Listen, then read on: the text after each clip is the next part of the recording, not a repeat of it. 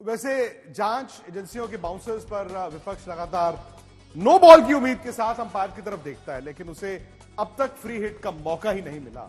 वैसे असली खिलाड़ी वही है जो इस चुनौती के बीच खुद को साबित करे, क्योंकि क्रिकेट हो, राजनीति हो, इस तरह के खेल तो कई सालों से चलता ही जा रहा है। बिल्कुल। और विक्रांत, भले ही विपक्ष सरकार को इन मुद्दों पर घेरने की कोशिश कर रहा हो, लेकिन उसकी एक लड़ाई अपनों से भी है। अंदरूनी कलह और टीम सिलेक्शन ने दरार के हालात पैदा कर दिए। सबसे ज्यादा खेल बिहार और महाराष्ट्र को लेकर है, जहां फाइनल टीम बनाना इंडिया गठबंधन के लिए चुनौती बना हुआ है।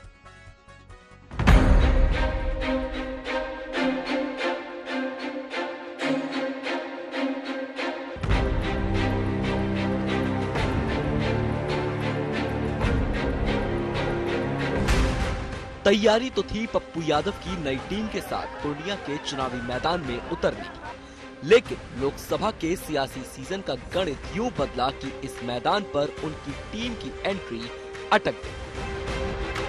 पूर्णिया की सीट सहयोगी आरजेडी के खाते में चली गई। अब लंबे समय से समर्थकों के साथ बड़ी हिट की तैयारी कर रहे पप्पू यादव अकेले ही मैदान में उतरने पर अड़ गए हैं। 2 अप्रैल को नामांकन के साथ फ्रेंडली फाइट का इशारा कर रहे हैं। और खास तौर पर हर घर की माँ और बेटी पप्पू यादव को अपना भाई, अपना बेटा बना चुका है, तो इसीलिए निर्णय कभी नहीं बदलता। और एक ही बार मैंने कह दिया है कि दुनिया छोड़ देंगे, पूर्णिया नहीं छोड़। लेकिन सवाल है कि क्या ये फाइट विपक्षी टीम को भारी नहीं पड़ेगी, या फिर नामांकन से पहले कांग्रेस पप्पू यादव को मनाने की कोशिश करेगी।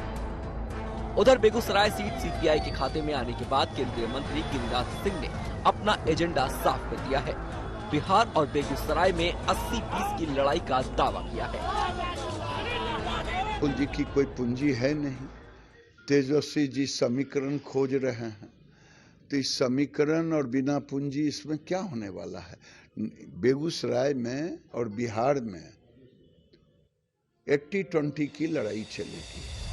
बिहार में एनडीए और इंडिया गठबंधन दोनों अपनी अपनी रणनीति के साथ 40 सीटों पर तैयारी कर रहे हैं और सहयोगियों का साथ मिलकर बड़ी जीत का दावा कर रहे हैं। कोशिश सभी खिलाड़ियों को साथ रखने की है। इस बीच चिराग पासवान ने भी चाचा पशुपति पारस के साथ सुलह का संकेत दिया है। मैं कोई नहीं होता उनको माफ करने वाला, बट हाँ, आपके साथ जो हुआ था, आपकी पार्टी के साथ नहीं, बट हाँ, मेरी पार्टी से ज्यादा मेरे परिवार, क्योंकि ये सिर्फ राजनीति की नहीं, पारिवारिक विषय भी है। और मेरे परिवार के कई ऐसे बड़े हैं जिनको उनसे बहुत नाराजगी है, बहुत ज्यादा नाराजगी। बिल्कुल। हैविंग सेड दैट, मैंने वही कहा कि पारिवारिक विषय में बहुत ज्यादा सहज महसूस नहीं करता इस पर चर्चा करने पे। भविष्य के घर में क्या है मुझे नहीं पता, बट फिलहाल कोई ऐसी पॉसिबिलिटी नहीं है। आपको पॉसिबिलिटी पैचअप की या प्रयास भी नहीं है ना कहीं से, उनकी तरफ से कोई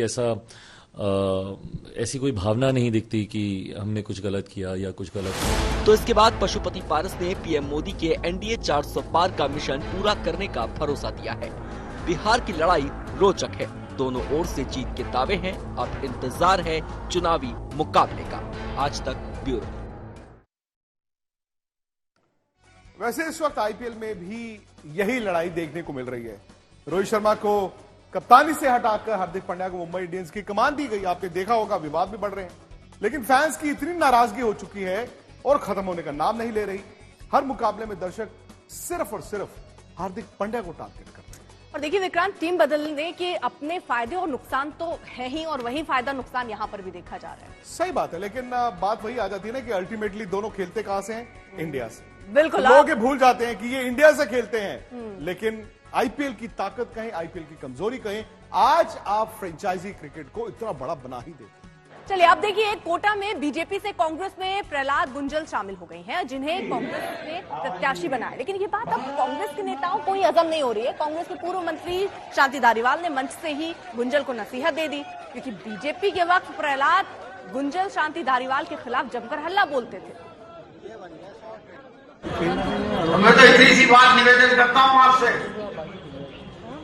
कि प्रहलाद जी, आपका आज तक का जो करैक्टर रहा है वो सांप्रदायिकता के विरुद्ध सांप्रदायिकता का रहा है। इसलिए आपको अपने आप को बदलना पड़ेगा और सेकुलर बनना बन करके काम करना गलत कह रहे हैं। मैंने भारतीय जनता पार्टी की राजनीति में रहते हुए भी कभी वो छोड़ दिया आपने, वो छोड़ दिया। कभी नहीं। भारतीय जनता पार्टी छोड़ दी है, बहुत बढ़िया है। आप जैसे सीनियर नेता को इस मंच पर इस प्रकार वैसे अर्पिता, क्रिकेट के मैदान में ना इस तरह की जो खींचतान, बड़ी आम सी बात। खिलाड़ी जब टीम बदलकर दूसरी टीम में आईपीएल के ड्रेसिंग रूम में एंट्री करते हैं तो फिर नए तरीके से खिचड़ी पकती है और इसका असर कई बार मैच के दौरान खेल में भी देखने को मिलता है।